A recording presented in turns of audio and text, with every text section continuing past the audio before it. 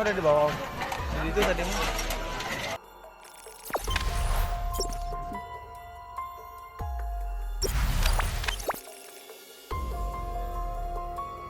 Pengendara motor roda 2 tertabrak kereta KRL Rangkas Bitung diduga akibat terobos pintu kereta nyaris tewas. Seorang pemuda bernama Azita Judin tertabrak kereta komuter lain tujuan stasiun Rangkas Bitung di perlintasan kereta api Kampung Lewiranji, Kelurahan Muara Jujung Timur Kecamatan Rangkas Bitung Kabupaten Lebak, Senin, tanggal 20 September tahun 2021.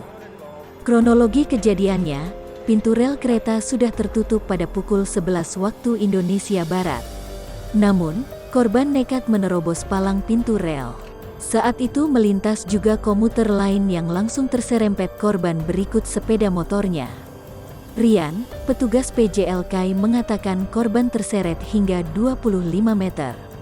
Pelang kereta sudah tertutup, korban nekat menerobos, terangnya. Rian kesal dengan banyaknya masyarakat yang nekat melakukan hal serupa. Sering dia dapati hal seperti ini. Orangnya udah di bawah. Jadi itu tadi di seberang.